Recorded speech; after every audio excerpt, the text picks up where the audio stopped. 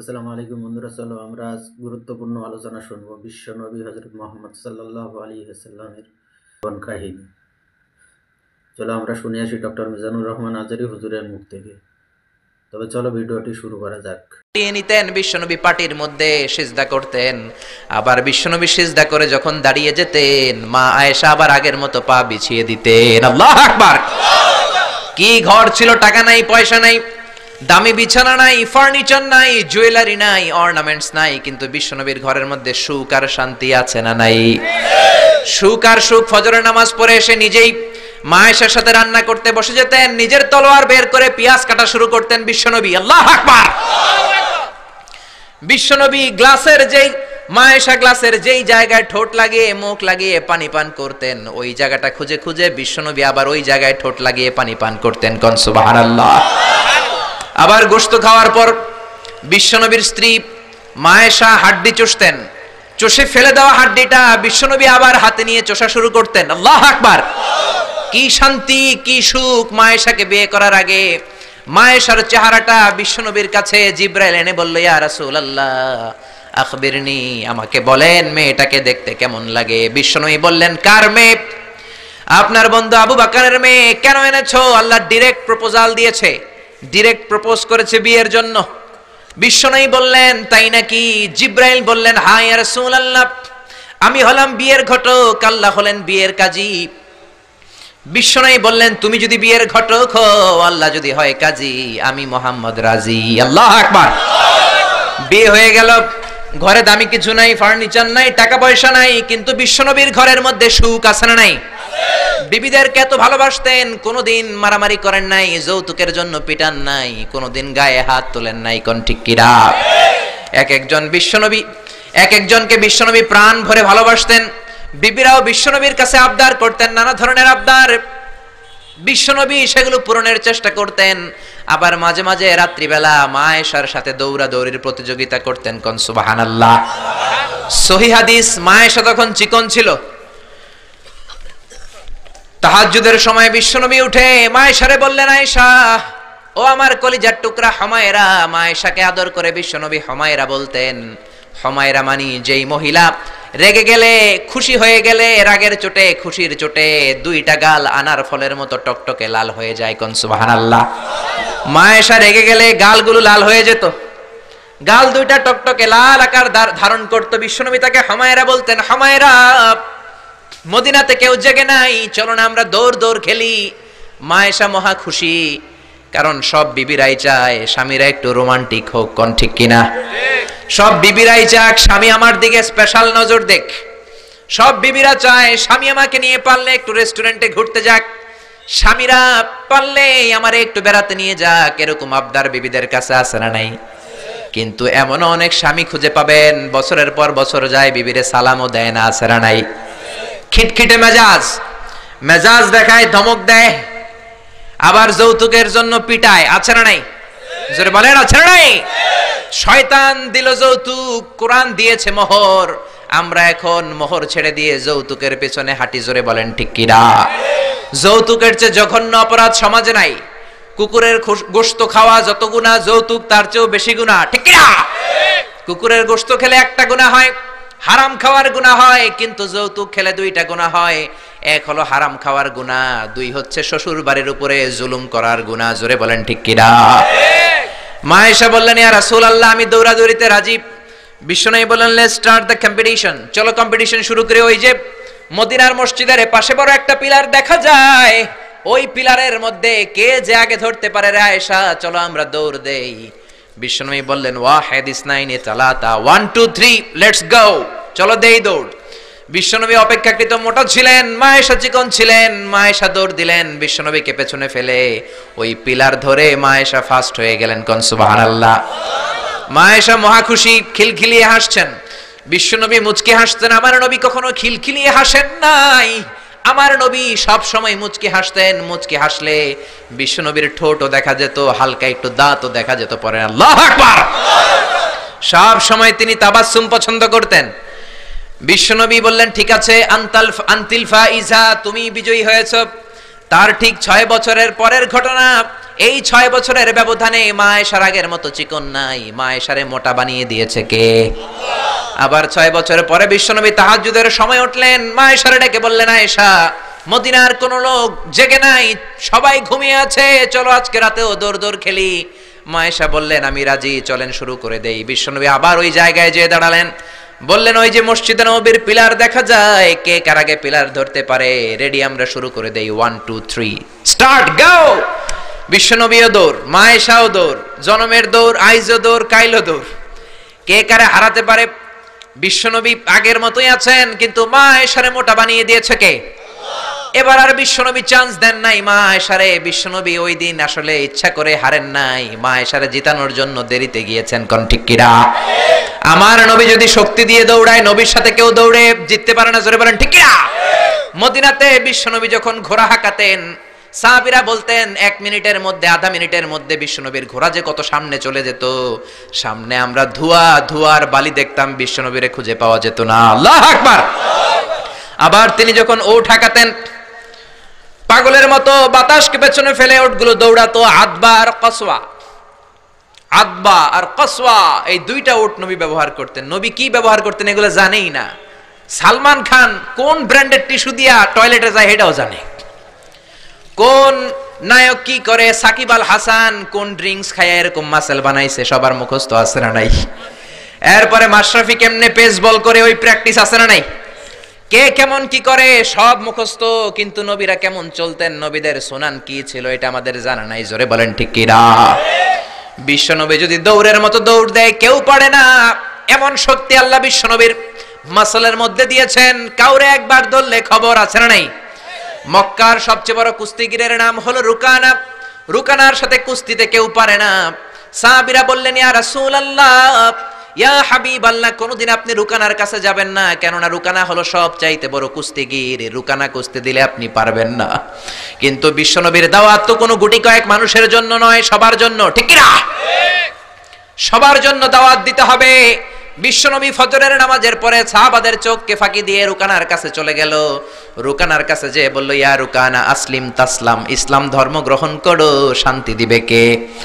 রুকানা বলে, ধর্ম গ্রহণ করব না, একটা শর্তে করতে পারি, কুস্তিতে মুসারাআতে যদি আমাকে হারাতে পারো, আমাকে যদি কুস্তি খেলে হারিয়ে দিতে পারো, তাহলে আমি কালিমা পড়ে নেব। বিশ্বনবী বললেন, আমি তো কুস্তি লাগি না, আমি কাউরে মারি না, তবে জাহান্নামের মাইর থেকে বাঁচানোর জন্য আমি এসেছি। বলেন ঠিক কি না? রুকানা বলে, না না, আমি রাজি হব না, আমাকে হারিয়ে দিতে পারলে তবেই আমি কালিমা পড়তে রাজি। বিশ্বনবী দয়ার নবী, মায়ার নবী, একটা লোক যদি জাহান্নামের আগুন থেকে বাঁচে, এইটা বিশ্বনবী বেশি বেশি চাইতেন। বিশ্বনবী রাজি হয়ে গেলেন। এবার কুস্তি লাগার পালা। রুকানা একটা হাফ প্যান্ট পরে পজিশন নিচ্ছে। রেসলিং খেলা দেখেন নাই? ডোনাল্ড ট্রাম্পের ট্রাম্প টাওয়ারের ভিতরে এডি খেলে,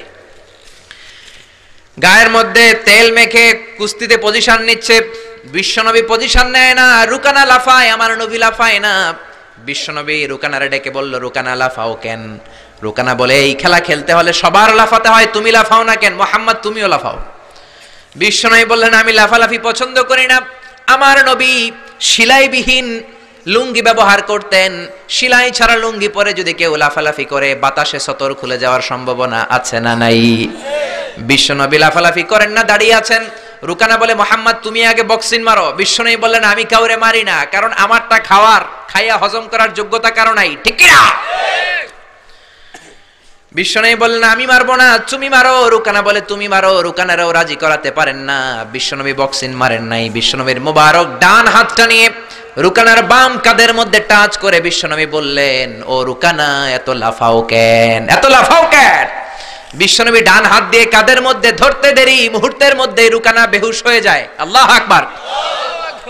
সবাই রুকানার মাথার মধ্যে পানি ঢালে হুশ করে বলে, রুকানা, তুই তো বড় শিয়ানা। ওরে রুকানা, তুই তো বড়, তোর শিয়ানাগিরি গেল কই? আব্দুল্লাহর বেটা মুহাম্মদ তোরে ঘুষি দেয় নাই, কিক মারে নাই, বক্সিং মারে নাই, শুধু একটু ধরেছে, বেহুশ হলি কেন?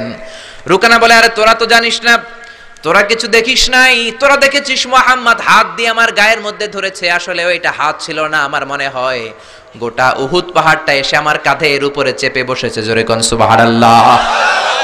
বিশ্বনবী রুকানাকে বললেন, রুকানা, তুমি তো হেরে গেলে, এবার কালিমা পড়ো। কয়, না না, আমি রেডি আছিলাম না, তুমি আগে ধরছো। মুনাফিকেরা মিথ্যা বলে, জোরে বলেন ঠিক কিনা? কাফিরেরা মিথ্যাবাদী হয়। বিশ্বনবী বললেন ঠিক আছে তাহলে আবার লাগবো। রুকানা বলল তুমি মারো। বিশ্বনবী বললেন প্রথমটা আমি মেরেছি, এইবার তুমি মারো। রুকানা বলে আমি মারবো না, তুমি মারো। বিশ্বনবী আবার রুকানাকে ধরলেন, মুহূর্তের মধ্যে রুকানা আবার বেহুশ হয়ে যায়। সুবহানাল্লাহ কইতে বললেন না? হুশ ফিরানো হলো। আবার সবাই মাথায় পানি দেয়, আর জেগে ওঠার পরে বলে রুকানা তুই তো বড় শাহনাগির গেল কই?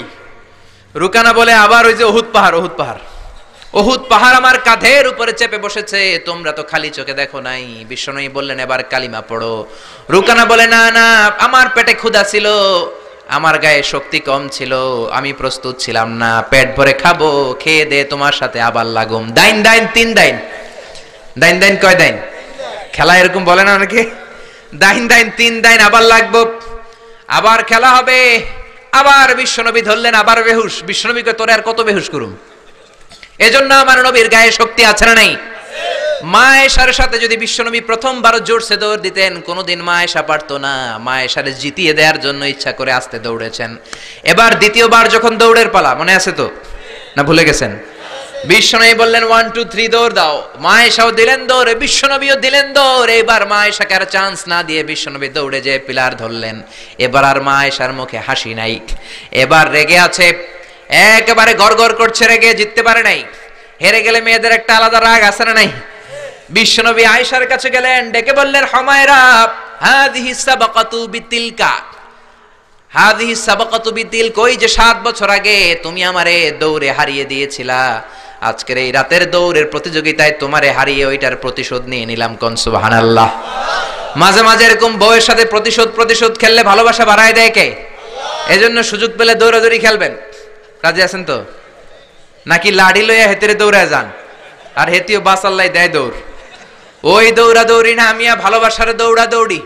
বিবি আপনার জন্য সাজে, বিবি আপনার জন্য পার্লারে যায়, বিবি আপনার জন্য লিপস্টিক দেয়। একদিনও বিবিরে বললেন না তুমি সুন্দরী। পাশের বাড়ির বড় ভাই বলল ভাবি আপনার হেব্বি লাগতেছে। ভেজাল আছে না নাই? কথা বলেন আছে না নাই? আপনার বিবি আপনার জন্য গহনা পরে, আপনার জন্য জুয়েলারি পরে, আপনার জন্য সুন্দর শাড়ি পরে, খোপায় ফুল দেয়, আপনার কাছ থেকে প্রশংসা চায়। একদিনও নজর করে বললেন না তুমি সুন্দরী, তুমি অপ্সরী, অনন্যা, সুস্নিগ্ধা, সুহাসিনী, সুকেশিনী, সুভাসিনী, অসূর্যম পশা, কাজল কালো কেশ, মেঘ কালো কেশ, ডাগর ডাগর হরিণের মতো তোমার দুটি চোখ, একদিনও বললেন না। কিন্তু আপনার ছোট ভাই একদিন বলে ফেললো ভাবি তোমারে যা লাগতেছে না। ভেজাল বেশি না কম? এজন্য খবরদার বিবির প্রশংসা করেন, বিবির প্রশংসা করেন। মহিলারা প্রশংসা শুনতে বেশি ভালোবাসে। মহিলাদের সাথে যদি ঝগড়া করেন, ঝগড়া আরো বেড়ে যাবে। মহিলাদেরকে যদি প্রতিদিন কয়েকবার করে বলেন I love you, I'm sorry, খুশি হয়ে যাবে। কোন ঠিক কিনা? বিয়ে করার আগে প্র্যাকটিস করবেন আই লাভ ইউ, আর প্র্যাকটিস করবেন I am really sorry. Sorry কইতে না পারলে খবর আছে। আপনি দোষ করলেও সরি, উনি দোষ করলেও আপনি সরি। বারবার সরি আপনাকেই বলতে হবে, তাহলে ফ্যামিলিটারে জান্নাতি ফ্যামিলি বানিয়ে দিবে কে? আর যদি মেজাজ দেখান, আর যদি ঝগড়া করেন, ওই ঝগড়াগুলো ছেলে মেয়েরা শিখবে, ঘরটারে জাহান্নামের ফ্যামিলি বানিয়ে দিবে কে? এজন্য নিয়ত করেন মহিলাদের কাজের প্রশংসা করবেন, মহিলাদেরকে ভালোবাসবেন। বিশ্বনবী বলেন হুব্বিবা ইলাইয়া মিন দুনিয়াকুম সালাস, এই দুনিয়ার 3টা জিনিস আমাকে আল্লাহ পছন্দনীয় করে দিয়েছে। 1 নম্বরে আত্তিব, আমি পারফিউম বা আতর ইউজ করতে পছন্দ করি। 2 নম্বরে হলো আন-নিসা, মহিলাদেরকে পছন্দ করি। 3 নম্বরে কুররাতু আইনি ফিস সালাহ, নামাজের মধ্যে যখন দাঁড়িয়ে থাকি সেটাও পছন্দ করি। আল্লাহু আকবার।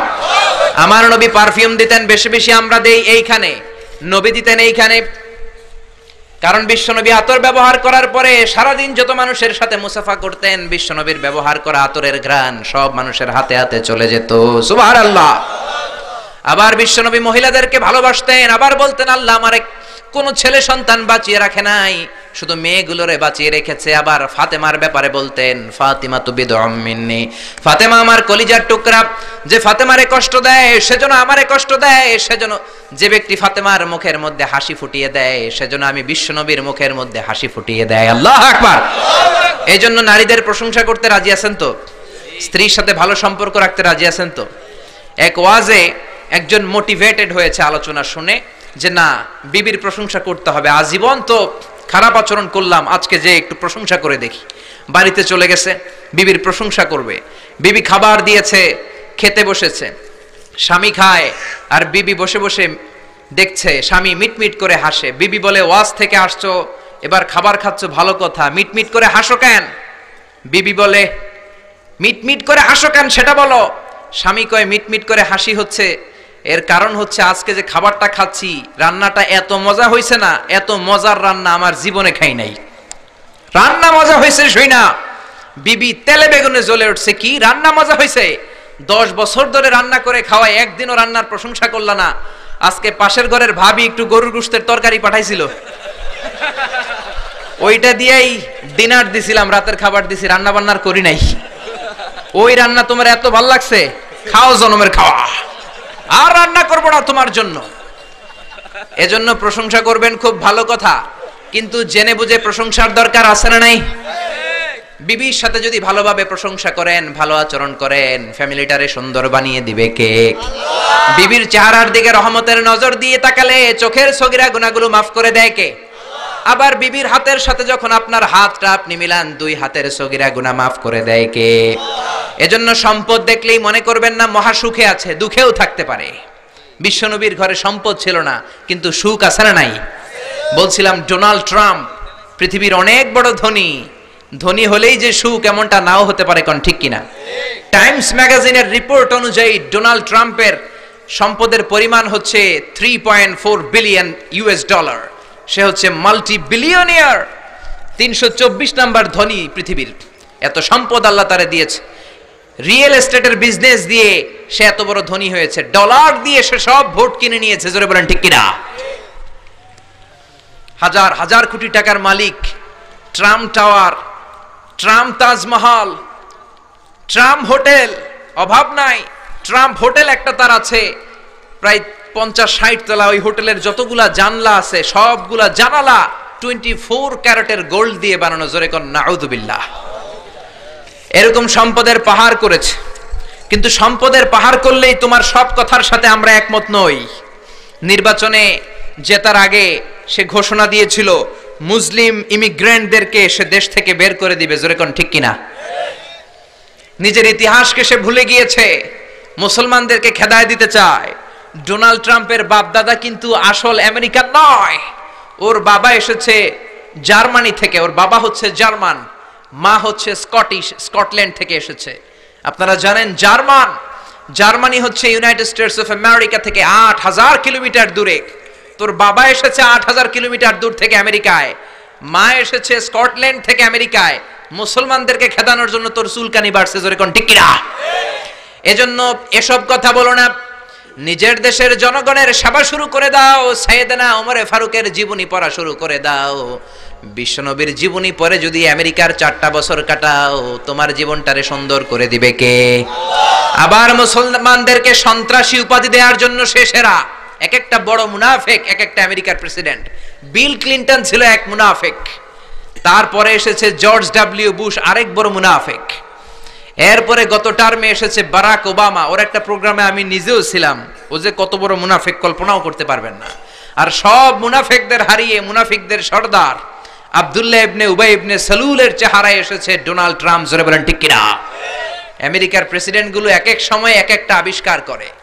বিল ক্লিনটন আবিষ্কার করেছিল তালেবান, জর্জ ডব্লিউ বুশ আবিষ্কার করেছিল আল কায়েদা, বারাক ওবামা আবিষ্কার করেছে আইএস, ডোনাল্ড ট্রাম্প যে কি আবিষ্কার করে আল্লাহই জানে, জোরে কোন ঠিক কিনা?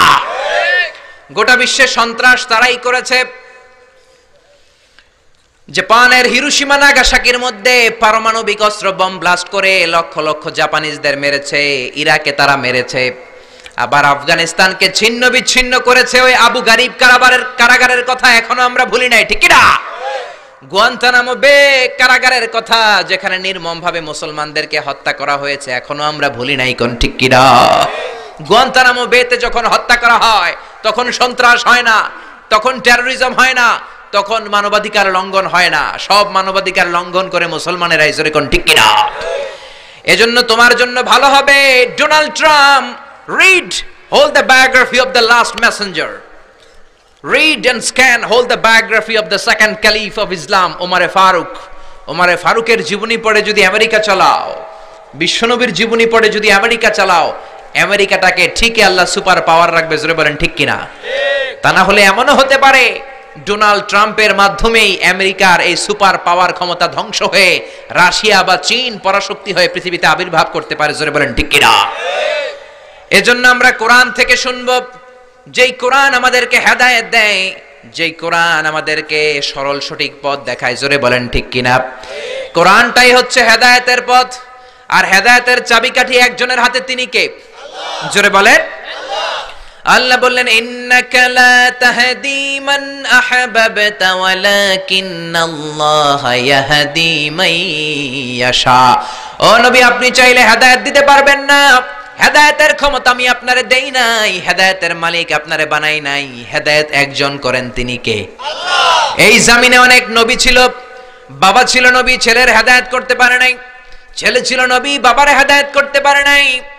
স্বামী ছিল নবী, বিবির হেদায়েত করতে পারে নাই। এই জমিনে অনেক বিবি ছিল আল্লাহর প্রিয় বান্দি, স্বামীর হেদায়েত করতে পারে নাই। কোন ঠিক কিনা? সাইয়েদনা ইব্রাহিম আলাইহিস সালাম, তিনি ছিলেন নবী, উলুল আজমি মিনার রাসূল, জালিল কাদার পয়গম্বর। তার বাবা আজহার ছিল কট্টর কাফের মুশরিক ছিল। ছেলে নবী হয়েও বাবার কিন্তু হেদায়েত করতে পারে। আবার সাইয়েদনা নূহ আলাইহিস সালাম ছিলেন নবী, আউয়ালুর রুসুলি ফিল আলাম, পৃথিবীর প্রথম রাসূল।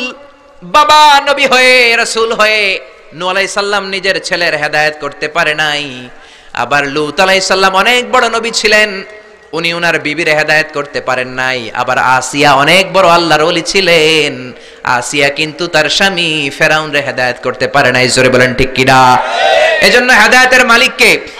আল্লাহ বললেন, যালিকাল কিতাবু লা রাইবা ফীহি হুদাল লিল মুত্তাকিন। This is the book whereof there is no doubt in it and a guidance to those who are muttaqin। এটা এমন বই, যে বইয়ে কোনো ভুল নাই, যে বইয়ে কোনো সন্দেহের লেশ মাত্র নাই। মুত্তাকিনদের জন্য হেদায়েত করে এই কোরআনটারে নাজিল করেছে কে?